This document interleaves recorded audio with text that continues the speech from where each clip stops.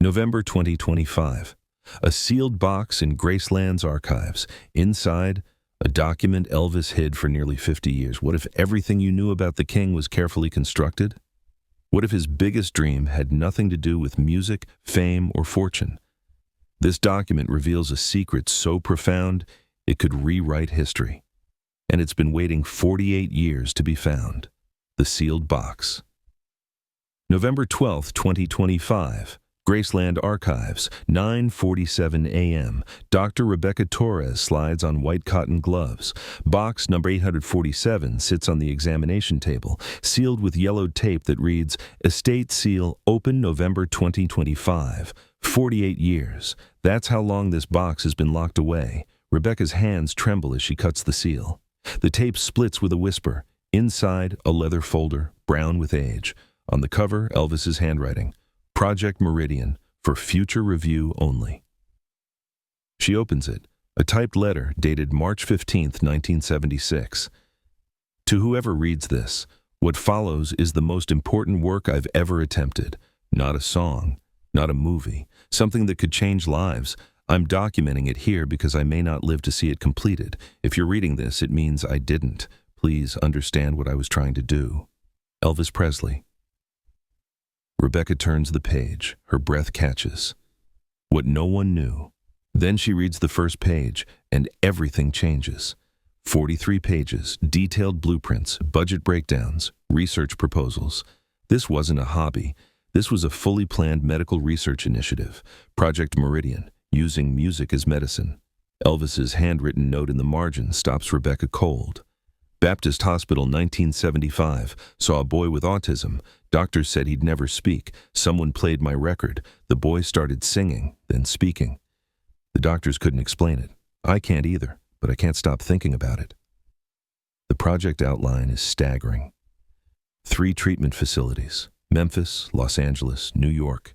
Each designed for music therapy research. Recording studios, concert halls, therapy rooms, residential wings, research focus, autism, Alzheimer's, PTSD, traumatic brain injury, depression. Budget, $2 million. Already set aside, already allocated. Elvis had contacted 3 researchers, signed confidentiality agreements, designed the buildings, planned the studies. Phase 1 was supposed to begin September 1977. Elvis died August 16, 1977, 1 month before launch. But here's what shocks Rebecca most.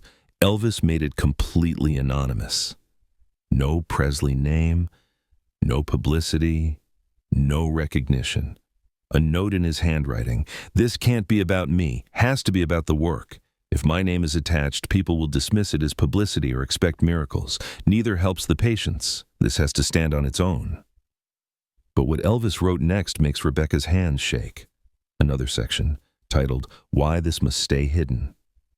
I've spent 20 years being Elvis Presley the performer, every move photographed, analyzed, criticized. I accept that. But this project is different. This is bigger than me, and anything I touch becomes about me whether I want it to or not. I don't want that here. I want this judged on results. Does music help these patients or doesn't it? Can we prove it or can't we? That's what matters. Then, in a section labeled, If I Don't Make It. If something happens to me before this finishes, someone needs to carry it forward, not with my name, just the work. Find researchers who believe. Find doctors who will take it seriously. And if anyone asks why Elvis Presley would fund this, tell them I saw what music did for people, how it reached them when nothing else could, and I wanted to know if that was real. The people who couldn't speak. But what Elvis wrote in the margins will haunt you. Rebecca calls Priscilla Presley. Did you know about Project Meridian? Long silence. I knew Elvis was working on something secret. He said it was important. I thought it was an album. It wasn't. When Rebecca explains, Priscilla cries. That's exactly who he was when no one was watching. Rebecca tracks down the 3 researchers Elvis contacted in 1976. All still alive, all bound by confidentiality agreements that expired when the box opened. Dr. Michael Chen, 78, Johns Hopkins neurology professor. March 1976, Elvis calls me out of the blue, says he believes music can help neurological patients, asks if I'll research it. I thought it was a prank. Chen's voice breaks. We met 3 times. He took notes, asked intelligent questions, wanted to understand the science. He said, "I don't want to throw money at this and hope. I want to do it right." First study was scheduled for September 1977. Then Elvis died in August. Estate lawyers called, said the funds were reallocated, project canceled. I assumed the family didn't want it. Now I learn Elvis never told them. Dr. Sarah Kimura, 81, music therapy pioneer. In 1976, music therapy was fringe science. Doctors dismissed it, but Elvis believed. He told me about letters from fans, people saying his music saved their lives during illness, trauma, depression. He said, "What if they're not being metaphorical? What if music actually saves lives? Shouldn't we find out?" Dr. James Washington, 75, psychiatric researcher. What impressed me? Elvis's humility. He didn't want credit. He said, "I'm just the guy with money and a question. You're the scientists." That's rare. Most wealthy donors want their name on everything. All 3 say the same thing. Ready to begin, late 1977. Then Elvis died. Project Meridian died with him. But the documents reveal something even more heartbreaking. The vision lost. Elvis's notes detail everything. The facilities, the approach, the timeline. One passage haunts. Rebecca. Most therapy is talking, explaining what's wrong. But what if someone can't explain, can't find words, can't communicate what they're feeling? Maybe music is the language for people who don't have words. Maybe that's what I've been doing my whole career without knowing, giving people a language for feelings they couldn't express. The revolutionary plan. Not just listening to music, creating it, playing instruments, singing, writing songs, music as active treatment, combining medical care with intensive music creation, something no one had tried. The timeline. September 1977, research begins. 1979, pilot facilities open. 1981, training program launches. 1985, national expansion. Elvis wrote, "If this works, if we prove music helps, this changes medicine, changes how we treat neurological conditions, gives hope to millions. That's worth more than any record I'll make." He imagined a veteran with PTSD who can't sleep, finding peace through songwriting, a child with autism who can't speak, finding voice through melody, an Alzheimer's patient who can't remember her children, remembering every lyric of her favorite song. Elvis died 1 month before proving any of it, the 48-year silence. The researchers reveal what happened next and why they stayed silent. August 16, 1977, Elvis dies. Estate lawyers find $2 million allocated with no clear explanation. The researchers are bound by confidentiality, can't speak without breaching contract. The project evaporates.